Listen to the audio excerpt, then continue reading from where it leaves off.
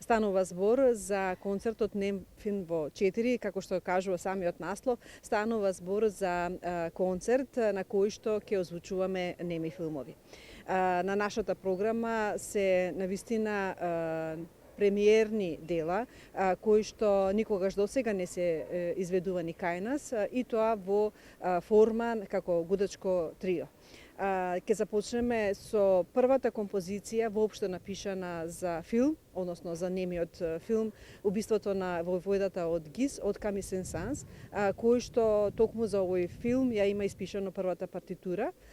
Понатаму ќе продолжиме со композиции од Јоханес Брамс, понатаму композиции од операта Кармен, каде што направивме обработка за гудачко трио и трака.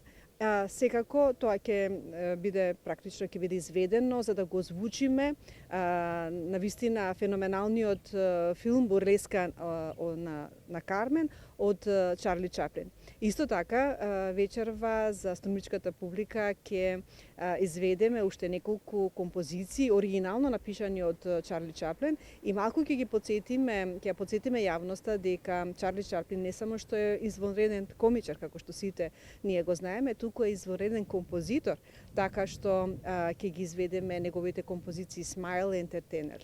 Трајковска, вие сакате да експериментирате, да правите едни нови аранжмани. И колку ова музика како виолинистка е прифатена од младите и впрочем од македонската јавност, и дали овој концерт кој што премиерно вечерва ќе биде овде во Струмица, ќе имаат можност да го видат граѓаните на Република Македонија, односно нашите гледачи?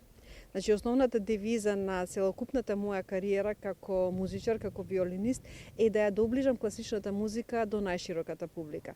Тоа најнапред го правев со изведба на класични дела на отворени простори, како што е овој плоштад овдека денеска, понатаму со креирање на музичка програма која што во основа има класичната музика, меѓутоа која што е спојна класична музика и електронска музика, значи креација на кросовер, како што е мојот албум Апасионато, понатаму креирање на концерти за деца и се разбира многу досегашни проекти кои што се врзани за филмот. Значи, ние досега направивме неколку проекти како музика и филм, виолина и филм, музика и цртан филм, така што ова е само една надоградба на целото тоа остварување и се разбира денеска премиерно ќе го реализираме овој концерт, но се надеваме дека во наредниот период ќе го репризираме во сите други културни центри.